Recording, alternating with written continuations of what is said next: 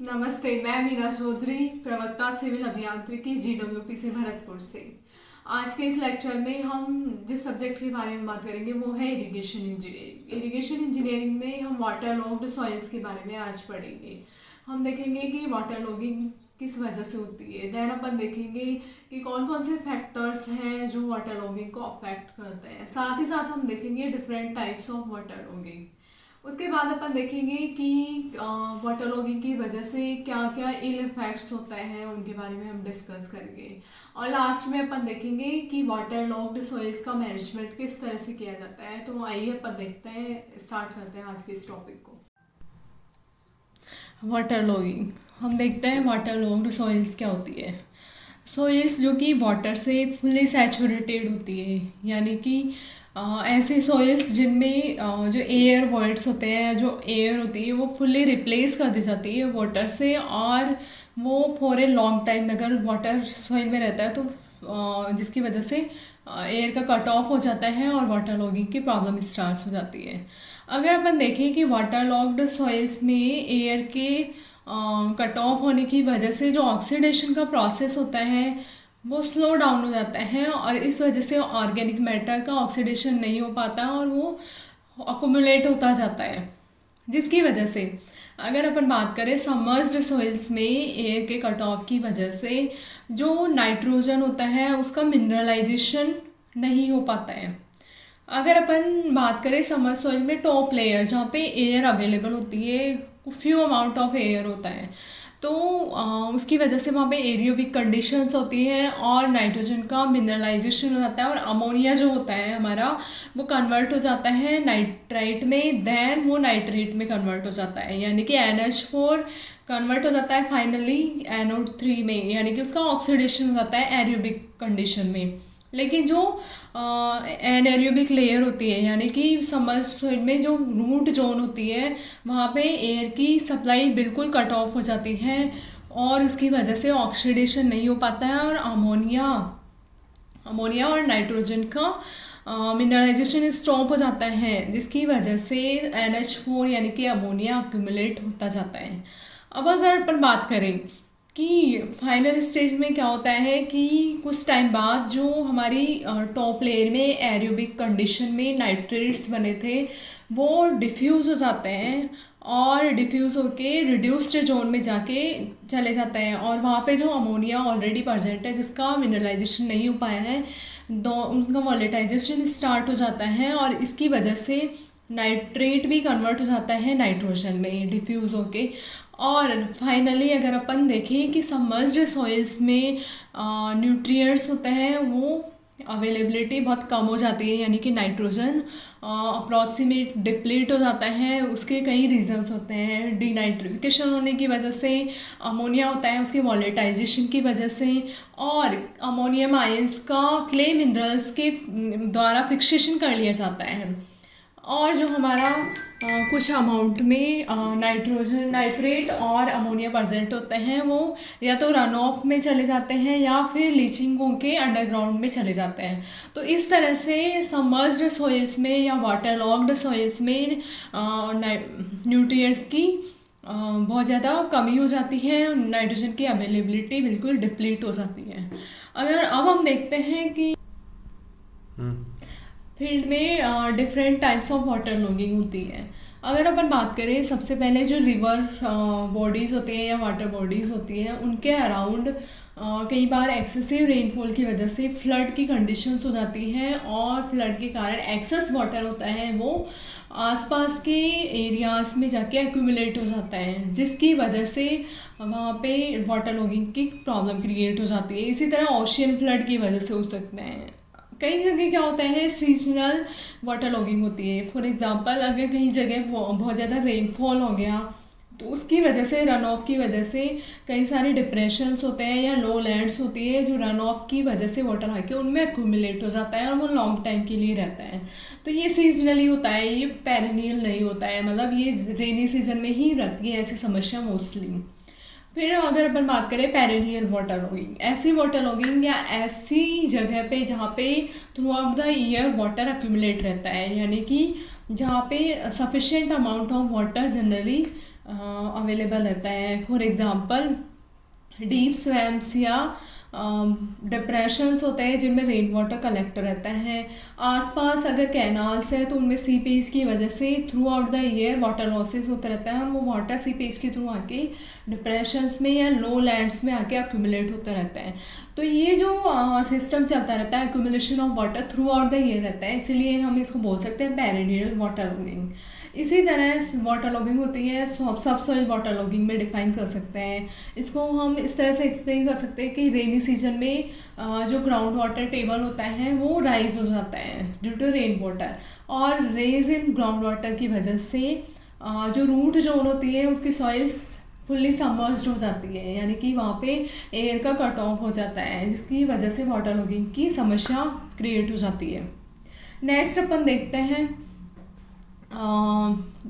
Water logging को affect करने वाले फैक्टर्स, यानी कि कौन कौन से फैक्टर्स होते हैं जो रेस्पॉन्सिबल होते हैं या अफेक्ट करते हैं वाटर लॉगिंग को। सबसे पहले अगर अपन देखें हैवी रेनफॉल एक बहुत बड़ा रीज़न है जिसकी वजह से हमारा वाटर का अक्यूमुलेशन हो जाता है सॉइल सरफेस पे। उसके बाद में अगर अपन देखें फ्लड वाटर, जो भी एक रेस्पॉन्सिबल होता है वाटर लॉगिंग के लिए, यानी कि वाटर बॉडीज़ के नियर बाई फ्लड की वजह से जो एक्सेस वाटर होता है वो लो लैंड्स में आके एक्यूमुलेट हो जाता है और लॉन्ग टाइम के लिए वहाँ रहता है।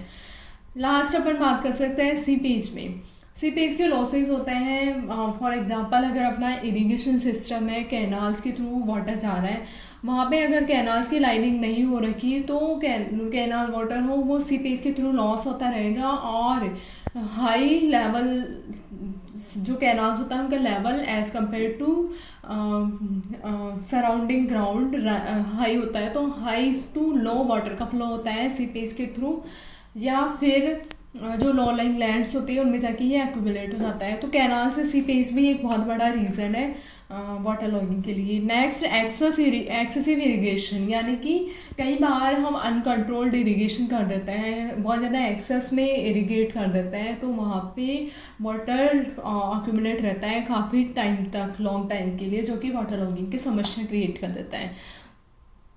कई जगह ये समस्या भी होती है ड्रेनेज मतलब प्रॉपर नहीं हो पाता है, जो रेन वाटर होता है या फिर एक्सेस वाटर होता है इरिगेशन या फ्लड की वजह से वो ड्रेन आउट नहीं हो पाता है, प्रॉपर ड्रेनेज का सिस्टम नहीं होता है, जिसकी वजह से वाटर लॉगिंग की समस्या क्रिएट हो जाती है। लैंड शेप्स, अनइवन सरफेसेज या बाउल शेप के ऐसे सरफेसेज जिनमें रन ऑफ के थ्रू हायर ग्राउंड से लोअर ग्राउंड की ओर वाटर का रन ऑफ हो जाता है और वाटर एक्यूमुलेट हो जाता है। तो ये सब फैक्टर्स थे, इनको एक बार मैं इन शॉर्ट बताना चाहूँगी। रेनफॉल हो सकता है, फ्लड हो सकता है, सीपेज हो सकता है, एक्सेसिव इरिगेशन हो सकती है, ड्रेनेज हो सकता है और लैंड का शेप भी इसके लिए रेस्पॉन्सिबल हो सकता है, और कई सारे फैक्टर्स हैं। अब अपन नेक्स्ट देखते हैं कि वाटर लॉगिंग की वजह से क्या क्या अफेक्ट्स होते हैं, सॉइल के स्ट्रक्चर में क्या चेंजेस होते हैं, क्रॉप्स पे क्या इफ़ेक्ट पड़ता है, वो अपन देखते हैं। तो सबसे पहले देखते हैं कि वाटर लॉगिंग के कारण हमने जो मेन रीज़न डिस्कस किया है वो है कट ऑफ एयर, मतलब वहाँ पे एरिएशन स्टॉप हो जाता है, पुअर एरिएशन हो जाता है और ऑलमोस्ट एयर का कट ऑफ हो जाता है, जिसकी वजह से क्रॉप्स बहुत ज़्यादा अफेक्ट होती हैं। नेक्स्ट वाटर लॉगिंग अगर बहुत ज़्यादा लॉन्ग टाइम के लिए वहाँ पे होती है तो जो सॉइल होती है वहाँ की उसका स्ट्रक्चर चेंज हो जाता है, वो सॉइल कॉम्पैक्ट हो जाती है। नेक्स्ट मॉइस्चर की वजह से जो सॉइल का टेम्परेचर होता है वो डिक्रीज़ हो जाता है, और हम जानते हैं कि बैक्टीरियोलॉजिकल एक्टिविटीज़ के लिए एक पर्टिकुलर टेम्परेचर की रिक्वायरमेंट होती है। तो सॉइल में वाटर लॉगिंग के कारण टेम्परेचर लो होने के कारण ये एक्टिविटीज़ ऑलमोस्ट स्टॉप हो जाती है, जिसकी वजह से न्यूट्रिएंट्स की अवेलेबिलिटी बहुत कम हो जाती है, ऑर्गेनिक मैटर का डिकम्पोजिशन या उसका ऑक्सीडेशन नहीं हो पाता है।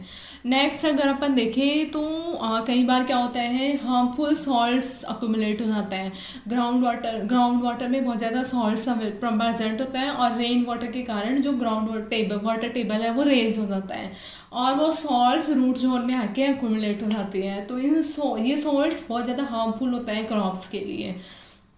नेक्स्ट अपन अगर बात करें तो जो सॉइल होती है हमारी, जो कि वो वाटर लॉगिंग की वजह से उसके पीएच में कहीं इफेक्ट्स होते हैं। जो एल्कलाइन सॉइल्स होती हैं उनका पीएच कम हो जाता है, और जो एसिडिक सॉइल्स होती हैं उनका पीएच चेंज हो जाता है, यानी कि पीएच रिवर्सिबली चेंज होता है यहाँ पे। नेक्स्ट अगर अपन देखें कि क्रॉप जो होती है वाटर लॉग्ड कंडीशन में कई सारी क्रॉप्स सर्वाइव नहीं कर पाती हैं एयर का कट ऑफ होने के कारण, except few crops like rice. अगर अब अपन देखते हैं, ये तो हमने देखे थे कि क्या क्या इफेक्ट होता है। Poor aeration, structure of soil change हो जाता है, सॉइल का टेम्परेचर चेंज होने की वजह से एक्टिविटीज स्टॉप हो जाती हैं, हार्मफुल सॉल्ट्स अक्यूमुलेट हो जाते हैं, पीएच में चेंजेस हो जाते हैं, और क्रॉप्स की ग्रोथ नहीं हो पाती है। अब अपन देखते हैं कि वाटर लॉगिंग को हम कैसे कम कर सकते हैं, क्या क्या हम क्यूरेटिव मेजर्स अपना सकते हैं, प्रिवेंटिव मेजर्स अपना सकते हैं। तो अगर अपन देखें कि मैनेजमेंट हम इसका किस तरह से लेके चल सकते हैं, तो अपन बात करते हैं कि जो हमारी इरिगेशन चैनल्स और कैनाल्स होती हैं उनमें सीपेज लॉसेज होता है, और सीपेज लॉसेज को हम कैसे मिनिमाइज़ कर सकते हैं वो अपन देखते हैं। फर्स्ट ऑफ ऑल हम जो फ्लड फुल सप्लाई लेवल है कैनाल्स का उसको हम लो करके सीपेज के लॉसेज को मिनिमाइज़ कर सकते हैं। कैनाल्स की लाइनिंग करके यानी कि कंक्रीट की या ब्रिक की जो भी लाइनिंग होती है इसकी वजह से वाटर का पर्कुलेशन स्टॉप हो जाता है। नेक्स्ट हम इंटरसेप्टिंग ड्रेन्स प्रोवाइड करके वाटर के लॉसेस को मिनिमाइज़ कर सकते हैं। नेक्स्ट अगर अपन बात करें कि कई बार अनइवन सरफेस की वजह से डिप्रेशंस में या लैंड पे जितने भी कर्व्ड सरफेसेज हैं उनमें वाटर एक्यूमुलेट हो जाता है, तो हम लैंड की जो हम इरिगेट कर रहे हैं या एग्रीकल्चर जिस लैंड में कर रहे हैं उसकी लेवलिंग हम कर सकते हैं, और लेवलिंग करके एक्यूमुलेशन ऑफ वाटर को स्टॉप कर सकते हैं। नेक्स्ट ड्रेनेज, कहीं पे भी देखा है वाटर एक्यूमुलेट होने का मेन रीज़न होता है कि इनअप्रोप्रिएट ड्रेनेज सिस्टम। अगर हम ड्रेनेज सिस्टम प्रॉपर प्रोवाइड कर देंगे तो हमारा वाटर का एक्यूमुलेशन को बहुत हद तक हम कम कर सकते हैं। नेक्स्ट आता है फ्लड को कंट्रोल के मेजर्स। कई बार वाटर बॉडीज़ के नियर बाई जितने भी लैंड्स होते हैं उनमें through out the year water accumulate रहता है, जिसकी वजह से बहुत सारी प्रॉब्लम्स फेस करनी पड़ती है। तो जितने भी रिवर बॉडीज़ हैं उनके आसपास हम चेक बर्ड्स बना सकते हैं। उनके चेक बर्ड्स का काम होता है कि जो फ्लड वाटर होता है उसको रिटेन करके रख देता है, वो लो लेइंग एरियाज में जाने से रोकता है। तो चेक बर्ड्स का प्रोविज़न हम कर सकते हैं। हम ऐसे ट्रीज़ का प्लांटेशन कर सकते हैं जिनकी ट्रांसपिरेशन रेट बहुत ज़्यादा हाई हो।